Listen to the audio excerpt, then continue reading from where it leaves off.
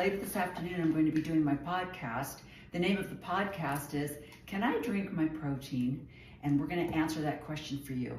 I want you to know that every morning in my coffee, I do use a liquid protein. This is the one I choose.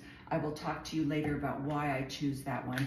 But rather than putting milk and some kind of monk fruit or some kind of sweetener, I just use a protein. That way I'm getting a little bit of protein, plus I'm getting something that makes my coffee a little bit more palatable.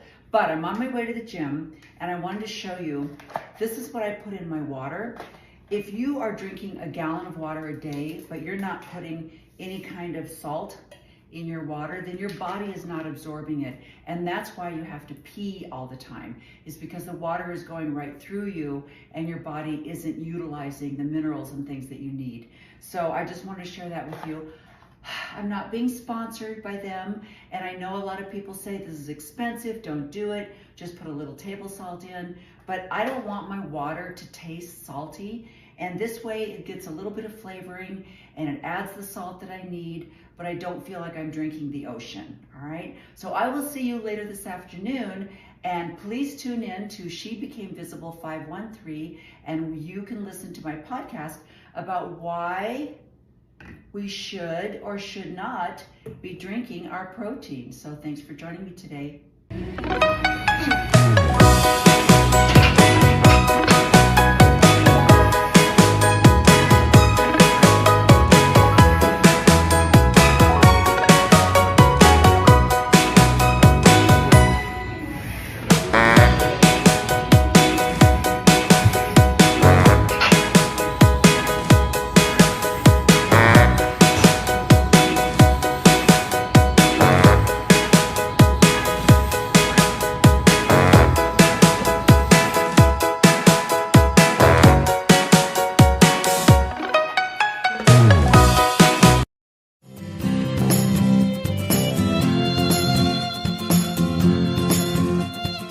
You're wearing a sweater that was selected for you by the people in this room from a pile of stuff.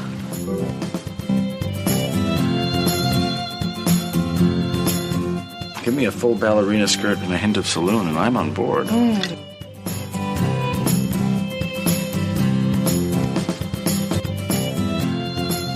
have a hole in my stomach!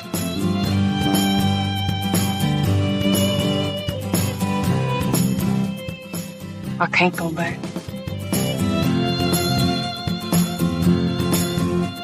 Welcome to the She Became Visible podcast. I'm your host, Renee Steelman. This podcast is my story. It's your story. It's our story. It's all the stories of all the women who one day knew that it was time to remember who they were, who they are, and stand up and be seen. Well, hello. Hopefully this microphone is working. I've been playing around all day trying to figure out how to put some videos on that I can't download, and I have not quite figured out how to do that yet, but I'm going to try and show them, and I'm going to hope that my microphone picks up the sound until I figure this out. So today we are talking nutrition. And I want to start out by saying I am not a dietitian. I am not a nutritionist. I do not have a doctorate in nutrition. I am just a mom who has paid a lot of attention over the years to the food that we're eating. And you can ask my children. They never had cold cereal for breakfast. They had ground wheat pancakes. Now, I don't know if that was the best thing for them, but everything was a whole food that they were eating. And we were probably an 80-20 family where we tried to eat healthy. And then football games, busy days, we're going through McDonald's like everybody else. But this was in the 80s and the 90s. And I do think food has changed over the years. And we're going to talk a little bit about that. We're also going to talk about being aware of what's out there and being aware that the food that we're consuming has now been taken over by corporations that are owned by shareholders, and their bottom line is what is important, not nutrition, not our health. It literally is, how can we make these people buy more food? And one of the problems that the food industry is having right now is the fact that people are becoming more and more aware of what they're eating. Things like Ozempic and Wegovy are actually making people eat less. So they are doing a lot of market saturation on telling you how evil these drugs are because it's scaring the pants off of them that people are actually eating less.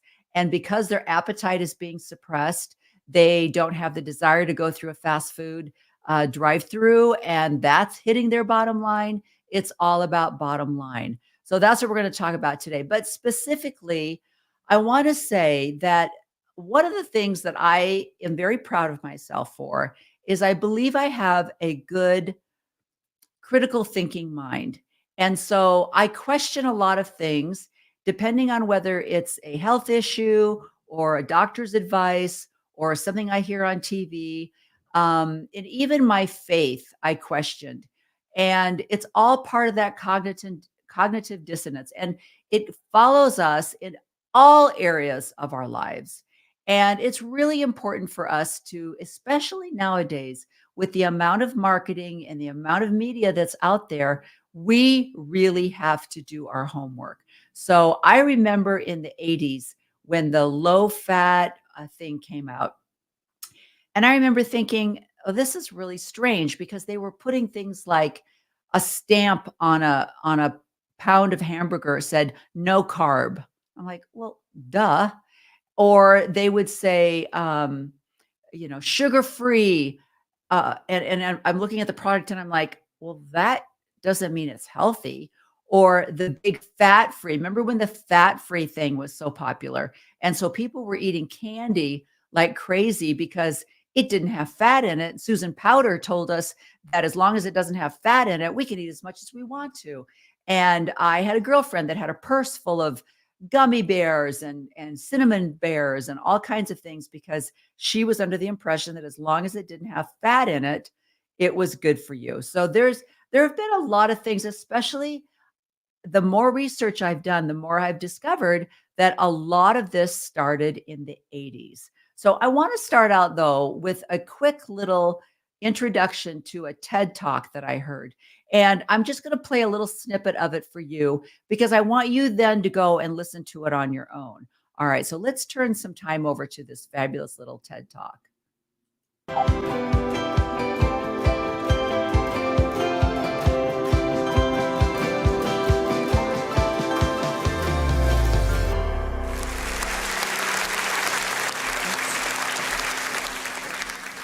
Hello.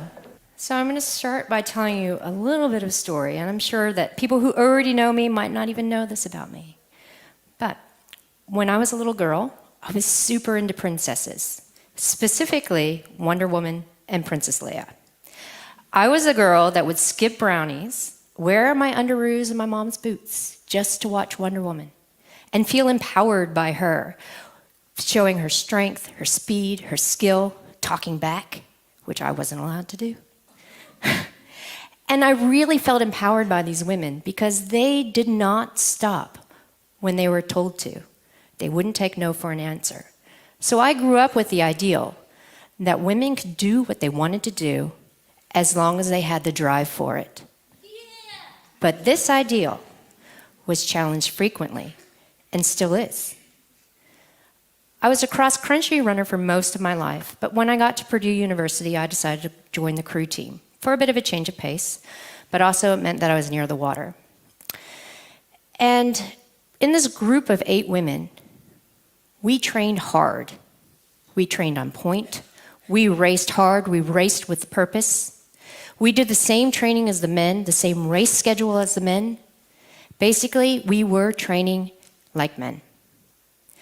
But there were times when we were flat in the boat, even though we had the same recovery and the same training schedule as the men. And it really kind of started really getting under my skin a bit, going, what's going on? And at the same time, I was in the undergraduate kinesiology program, studying exercise physiology, nutrition, and part of the requirement was to actually be a participant in the labs. For example, this is one that I really remember. It sticks out well. was me and two guys, and we had to run on a treadmill for 2 hours one week, and then the next week do the exact same thing. The first time I did it, I ran, and it was awesome. 2 hours, no issues whatsoever. No water, just people going, I can't believe you're running for 2 hours on the treadmill. The following week, first half an hour was okay, but the last hour and a half felt like 5 years.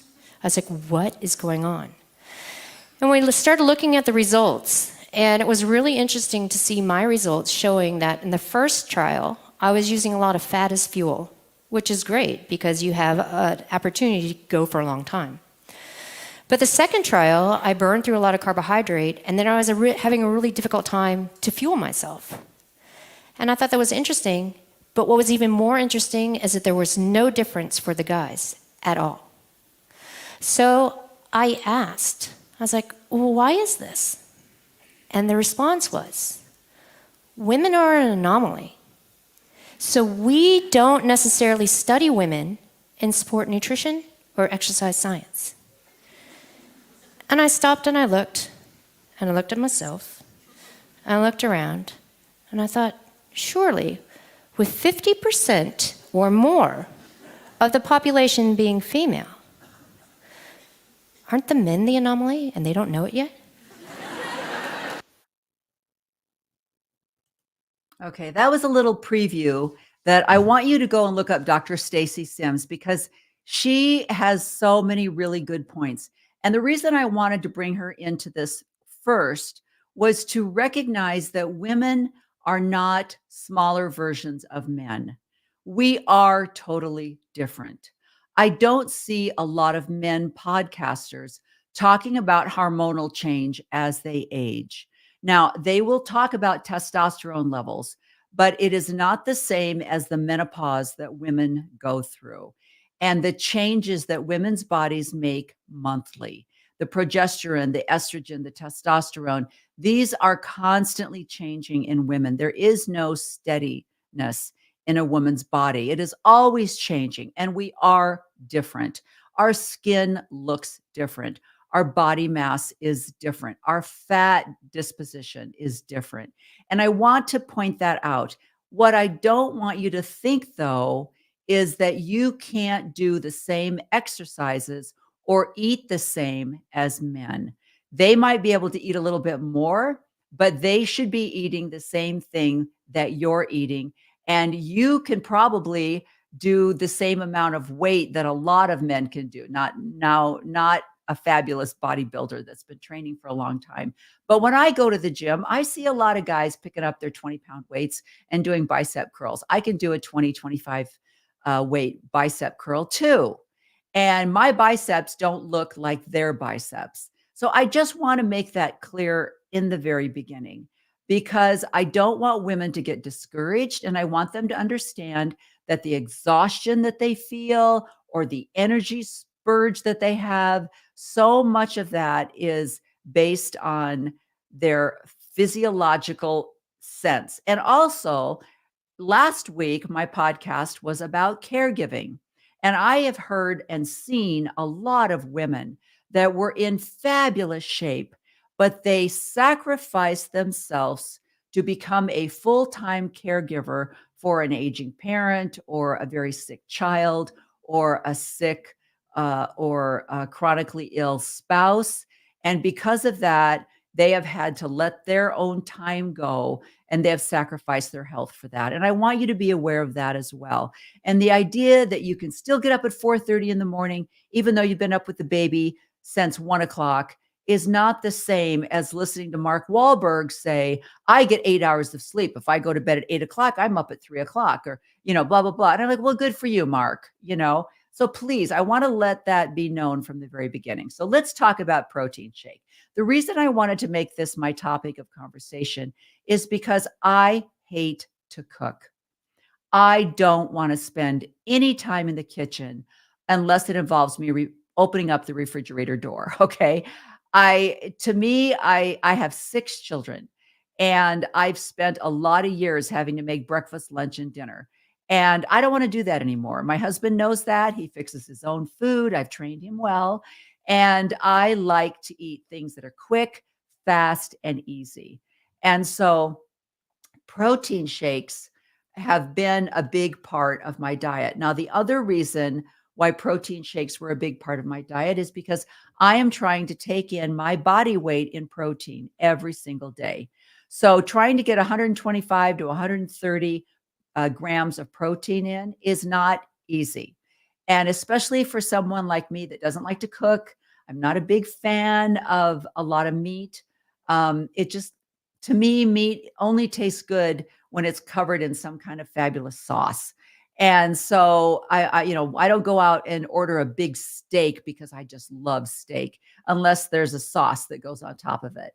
I would rather have some combo, some fabulous chef's miracle combination of things. I love like a good halibut with some lemon capers or something like that and a fabulous sauce. So meat isn't something that I love. I cannot stand eggs. I will eat a hard-boiled egg quickly if I have to.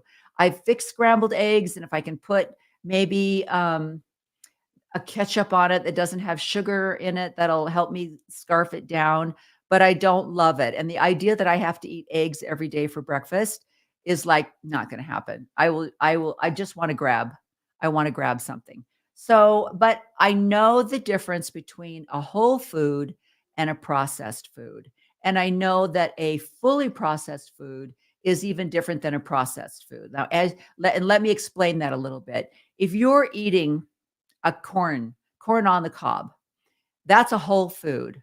If you're eating canned corn or frozen corn, that corn has been processed. And that's not necessarily bad. So when I say processed food, I'm not necessarily talking about frozen vegetables or, frozen meats that you've gotten, but I'm talking about highly processed food, which is food that you cannot make in the kitchen.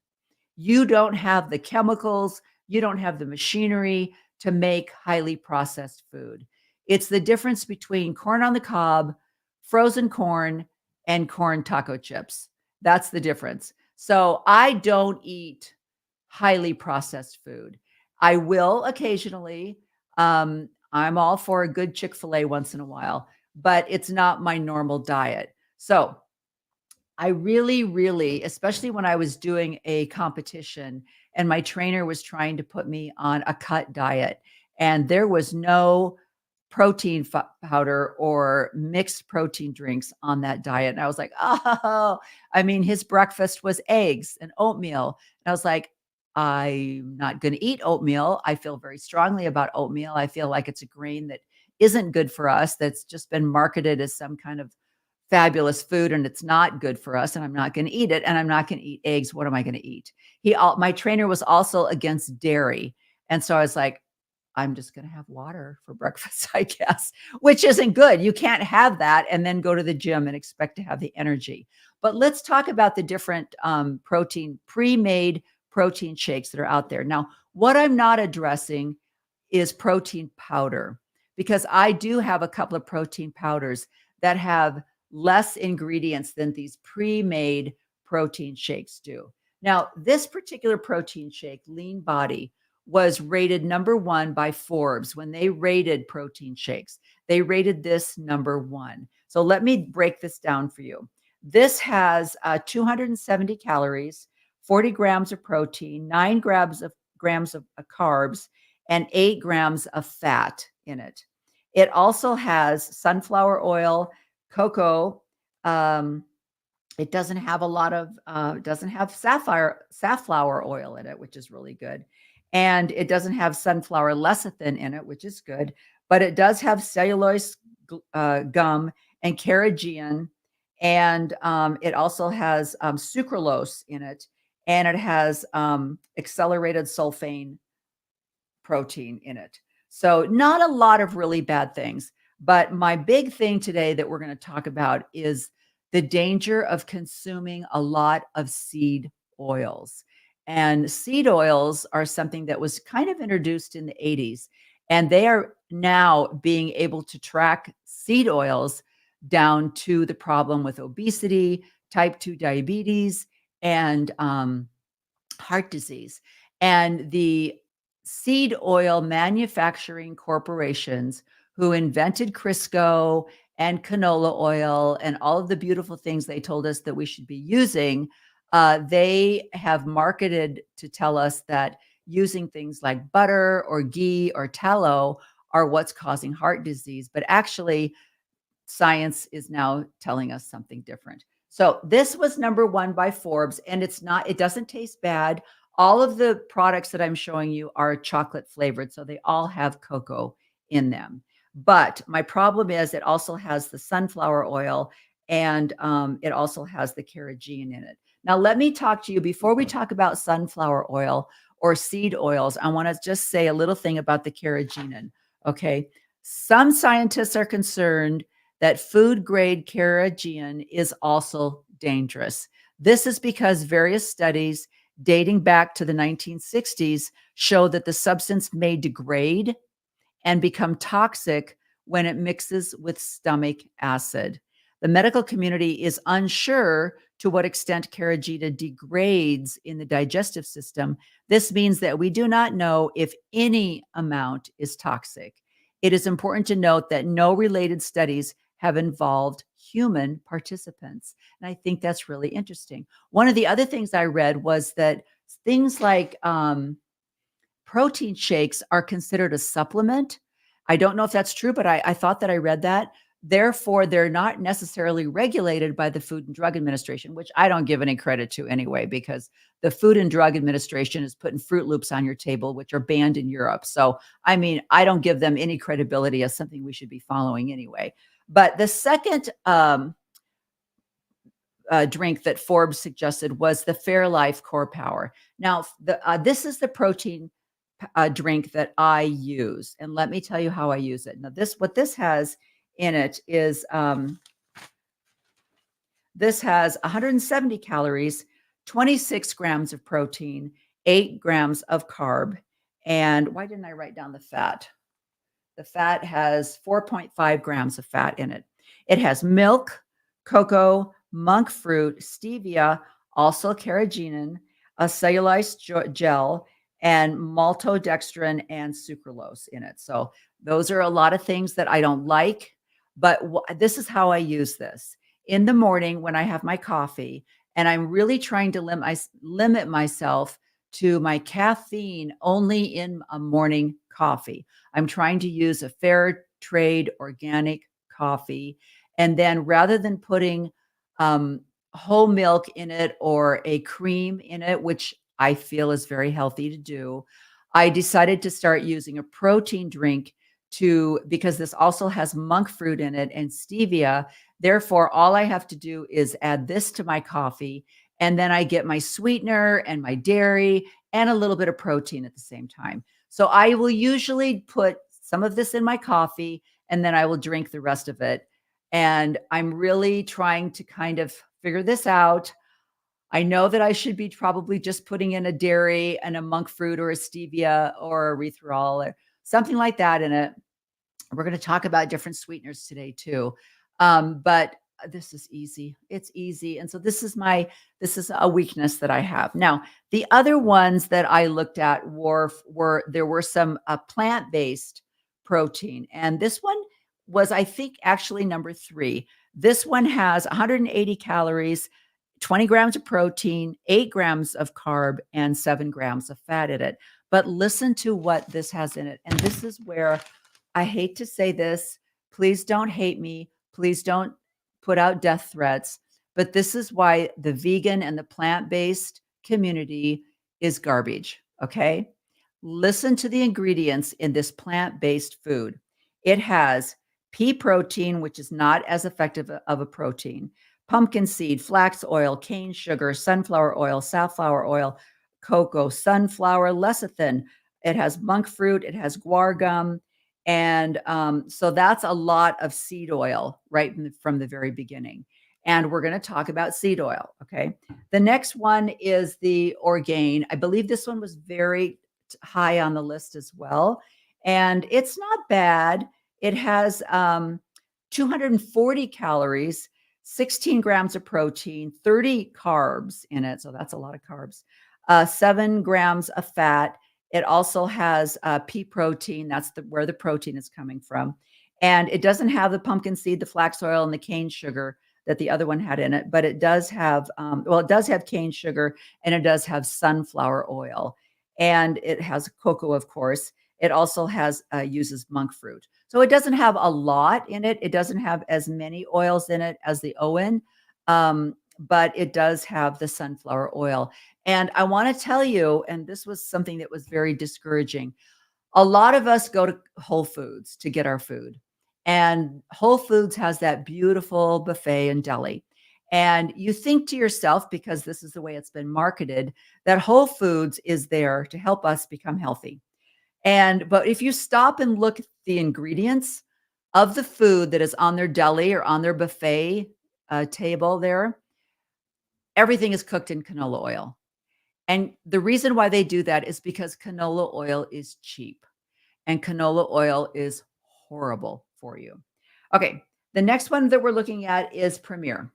And so Premier has 160 calories, 30 grams of protein, 5 grams of carbs, 3 grams of fat. So it's a little bit lower in fat. And it doesn't have all the oils in it. It does have sunflower lecithin, and it does have cellulose, and it does have a sucralose, soybean oil, acesulfame. I don't know I can't even read my own writing. It also has soy and calcium carcinogen.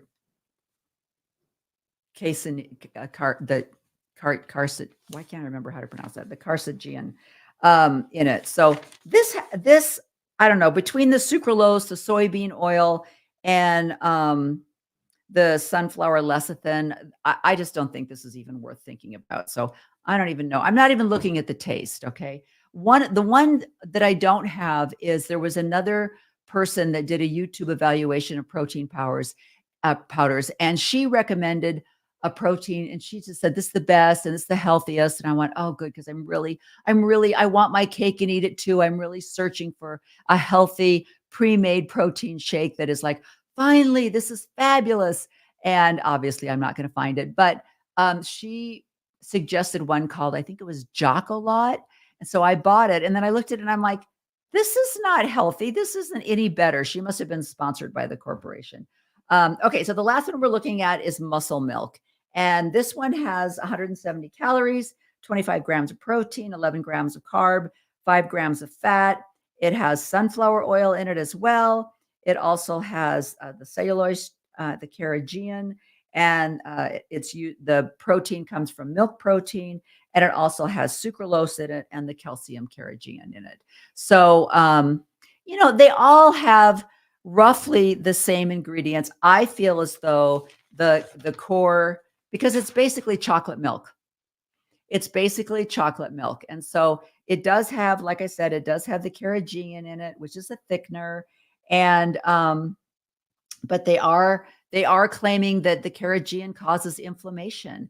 And, inflammation is the reason why we have a lot of autoimmune diseases out there.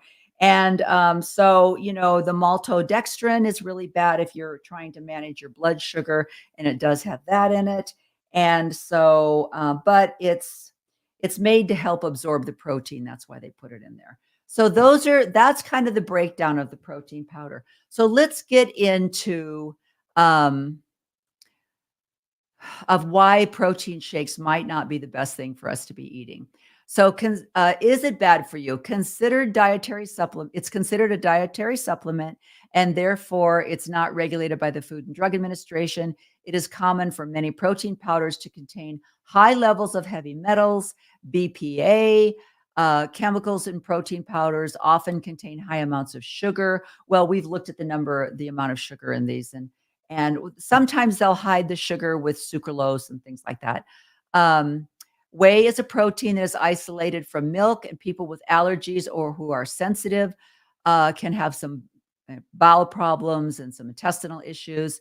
Other types of protein powders can be derived from plant-based sources, but they include a lot of soy and pea and processed protein powders. And so that's why those aren't necessarily the best. So this is the interesting thing. This is a kind of the typical McDonald's or hamburger. What does it have in it? It has in sunflower oil, soybean oil, canola oil. You think you're eating 100% beef in your hamburger, but it's actually been mixed in with canola oil. They're not even addressing the fake cheese that's on there, but the sunflower oil that's in your they're pointing that to the soybean oil, to your bun. And it's just so interesting. Let's show a little bit of that slide, and hopefully you'll be able to hear it. I'm going to turn my microphone to see if you can hear it. This is very interesting. Mechanical engineer William Osmond was trying to figure out how to make use of a common waste product, sawdust. A walk in the park left him thinking, people eat plants all the time, so why not eat trees? Osmond. Okay, just a second. I want to make sure that I'm doing this correct. So I'm going to share my screen and do this over again. There we go. Okay, here we go. And go. Decided to use sawdust as a cheap alternative for a food ingredient. Considering the American food most resembling an actual piece of wood is the Rice Krispie treat, Osmond decided to test just how much of the crisp rice he could replace with sawdust without consumers noticing. Incredibly, he found you could replace 15% of the rice with sawdust without too noticeable of a difference in the final treat. No idea. No way. That's indistinguishable. I have literally no idea there's sawdust in here. That's amazing. Osmond's switcheroo was very clever, but pales in comparison to the gigantic switcheroo pulled on our global food supply over the past 100 years that would lead to today's people switching out a very common type of food that we had eaten for thousands of years in favor of something edible, but foreign to the human diet, and as I'll argue here, maybe even toxic: vegetable oil. Mazola corn oil. Crisco oil. Vegetable corn and sunflower oil. Low-cost vegetable oil is in everything from packaged foods to restaurants and kitchens across the world. Vegetable oil. Canola oil. Vegetable oil. Canola oil. As consumption of vegetable oils exploded, rates of obesity and diabetes happened to explode with it. To understand why some doctors and scientists are saying vegetable oils make us fat and diseased, we need to take a look at some history, why some animals live longer than others, some tapes hidden in a basement, how vegetable oils are actually made, and what happens in your body when you eat them. Let's start in 1829. Thanks to new machinery, it became practical to make use of the leftover garbage from cotton production, cotton seeds. The oil extracted from cottonseed could be used as fuel for lamps or lubricant for machinery. In the early 1880s, Thomas Hudnut invented a mechanical way to extract oil from corn germ. Up until then, corn germ was a byproduct that corn refiners threw away. In 1898, corn oil started to be used as commercial cooking oil, and in 1902, the Hudnut mills were selling 36 million gallons of corn oil per year. In 1911, the soap maker Procter & Gamble came out with a new product, crystallized cottonseed oil. Crisco looked a lot like the common cooking fat, lard. Before 1900 or so, everyone used virtually 100% animal fats to cook. But Procter & Gamble figured their newer, cheaper product Crisco looked a lot like lard, so why not get people to eat Crisco instead? They launched a massive marketing campaign presenting their cottonseed oil product as the newer and cleaner cooking fat that made cheap, better-tasting foods. In 1911, Procter & Gamble spent about $5 million worth of today's money to advertise Crisco. Okay, how many of you grew up with Crisco? How many of you remember having that can of Crisco on your kitchen counter? My mother used it all the time. And so you can see, and this continues to be done with all of our food. It's the idea that they can take a product that is cheap, that was used for something else, and then they think, how can I utilize this product? It's kind of like the anti-vegetation chemicals that were used in Vietnam, and now we're using it on our food and in our yards. Our children are playing in it, and thank you, Monsanto. So the same thing is going on with our food industry. And lard and butter and tallow were all demonized, and they were marketed to us as foods that were causing heart disease and obesity, when in actuality, there was no such thing as those diseases before. So let's add, I'm going to get rid of this one. Oh, nope. I don't want to do that. Okay. So let me show you another.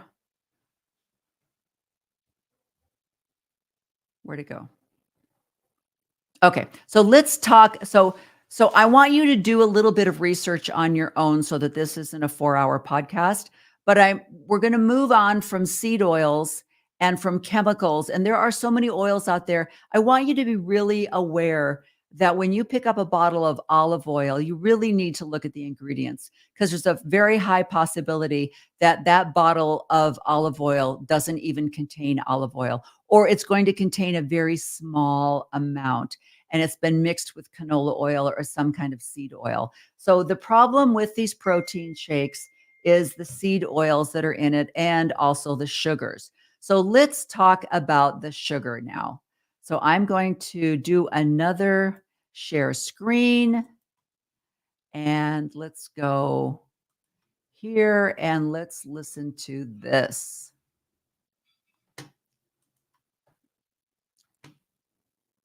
Now we've talked about artificial sweeteners, natural sweeteners, and alternative sugars. Now, do these items really help to lose weight and improve insulin and glucose? Now, number 10 is allulose. You may have heard it's a game changer. Hi, friends. Looking for the healthiest sweetener to replace sugar? Let's take a deep dive into the 10 most popular sweeteners on the market and talk about how they really affect your health, your blood sugars, and in the end, I'm going to talk about a rising star, allulose, and give you my choice on the best sweetener to use. Now, number 1 is stevia, derived from the leaves of the Stevia rhomboideana plant. This is a high-intensity sweetener that has 0 calories and is 400 times sweeter than sugar. Now, if you've ever baked with it, you may have discovered that the food was harder to bite, bitter, and had a strong aftertaste. Don't try to use it to ferment or pickle foods either. It won't produce the right fermentation products that one desires when you're pickling or fermenting foods. Supposedly, stevia doesn't raise your blood sugar.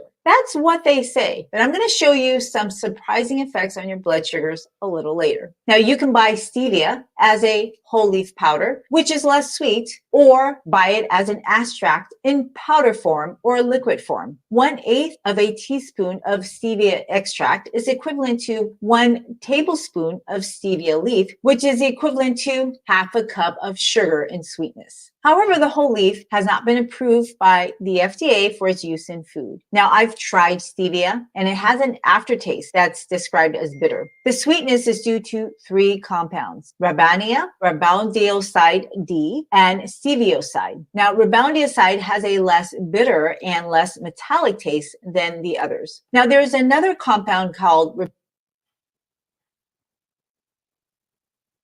I'm fast forwarding here because I want to go, here we go. 1980s as safe to consume if you limit it to 50 milligrams per kilograms of body weight daily. So for a person weighing about 150 pounds, you can consume 19 cans of Diet Coke and chew 270 pieces of Trident sugar-free gums a day, and that would be considered safe. That's a great way to erode your enamel and to get TMJ pain. Aspartate is actually a dipeptide, 2 amino acids linked together, aspartic acid and phenylalanine as methyl esters. Now, when you eat it, aspartame breaks down into 3 pieces: aspartic acid, phenylalanine, and methanol. Methanol metabolizes into formaldehyde. Have you ever smelled formaldehyde? Formaldehyde is a known human carcinogen and is literally an embalming agent. Do you remember in 2020, there was a run on PPE and hand sanitizer? Well, some shady companies introduced hand sanitizers that should have had ethanol. This one has ethyl alcohol, or it has isopropyl alcohol. But instead, they put methanol, which caused thousands of deaths all over the world, including a few people here in the United States because they drank it. Methanol and formaldehyde are highly toxic with high mortality and morbidity, and it can cause blindness, heart, and brain damage when ingested. Inhalation and absorption through the skin has little toxicity, but methanol is rapidly absorbed from the gastrointestinal tract in less than 10 minutes and reaches a peak in plasma concentration in 30 minutes to an hour. For some reason, people fall. Okay. So I want you to go and listen to her YouTube as well. And of all of the sweeteners, basically when you get through to the very end, she is saying that fruit sugar, fructose that comes, she says, I love watermelon.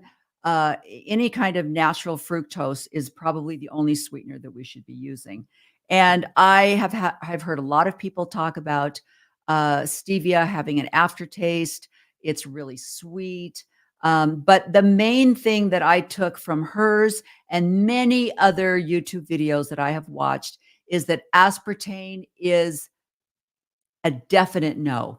Absolutely not. You should not be ingesting aspartame at all. It kind of goes back to the sweet and low and the early 60s sweeteners that were brought in that have now been shown to actually be damaging our bodies and our brains. And it's not just a little bit'll do. It's always a matter of who was it tested on, rats or humans, blah, blah, blah. Like she says, there's a lot of natural substances like cyanide that are also poisonous. And aspartame falls into one of those. So that is something that should be avoided at all costs. So basically what I'm saying is, I know it's hard. It's so frustrating because the marketing is so intense. And as busy mothers, as busy people, we want to be able to just grab a protein bar or grab, some kind of a protein drink and make our way to the gym. And I say, you know what? Occasionally, I would rather probably have something like this than to go through McDonald's. And when you're hungry, or at the end of the day, if you're just 20 grams short of your protein level, sometimes I'll justify it that way. But it's really, it's another processed food. And if you really want to eat whole foods, it's basically your protein, your carb from sweet potatoes or rice. And we're not even going to get into whether rice is good for you or not, or, anything like that, because it's so complicated. You have to find something that works for you. But I just wanted to bring it to your attention because it's something that I'm struggling with myself. So I hope that's been really helpful for you today. I really am encouraging you, though, to stop dieting, stop thinking low fat, stop thinking sugar free, stop thinking, just start thinking that you need to move your body, you need to feed it whole foods, and you need to start paying attention to your protein levels, especially as we age. Women, I also want to encourage you to stop doing the intense cardio. I have been doing cardio since 1983. I started running in 1983 after I had my 5th child, and I lost weight. I lost my baby weight, and I got my body down to a weight that I liked, but I had absolutely no muscle definition or strength at all. It was literally just a thinner version of my old body. And that's what I had been fighting my whole life since. And that 1983 baby is now 40, 41. And I'm just now discovering that the only thing that has changed my body is strength training. And I hardly do. The only cardio that I do is I walk. I try to get 10,000 steps in at least 3 or 4 times a week. I don't push myself to think that I have to do it every day. If I've spent a couple hours in the gym, and when I say a couple hours, I want you to know that there is rest time in between every set that adds into your time spent at the gym. And so it's not like you're just doing a HIIT class for 2 hours. You're not doing that. But that's the only thing that has actually changed my body. And I feel pretty good about that at the age of 70. So my basic thing is to keep my muscle longevity and to keep my movement and my mobility as I age. Now, I wanted to say something else about these protein drinks. Probably the worst protein drinks are the ones suggested by the Diabetes Association. The Ensure is garbage. If you look at the ingredients in Ensure, it is garbage. what's the other one? Atkins, the Atkins shake. It's garbage. I didn't even buy those to even show you. And I remember listening to a YouTube, and one of these wonderful doctors said, he said, if you want to know what not to eat as someone who's either pre-diabetic or has already been diagnosed with type 2 diabetes, look at the American Diabetes website, and everything that they say on there is what foods you should avoid. And I think that's so ironic. In fact, when my mother was diagnosed with type 2 diabetes, which does run very prevalent in my family, I said, well, has the doctor suggested that you make some different food choices? And she said, no, he didn't say anything. So I don't know if that's true or whether she just didn't want to be held accountable or what the deal was. But anyway, thank you for joining me. I hope this information has been very helpful for you. And I look forward to our next get together with She Became Visible. I hope you're finding this information on my website as valuable for you, finding out who you are, becoming your best self, becoming visible, claiming back your autonomy and your talents and sharing them with the world as an individual. I hope that's what you're doing. Please subscribe. I'm not asking for donations. I don't have a paywall. I just need you to subscribe and share. If there's a particular podcast that you like, share it with your neighbors. So thank you for joining me today, and we'll see you again in a couple of days, actually. Bye-bye.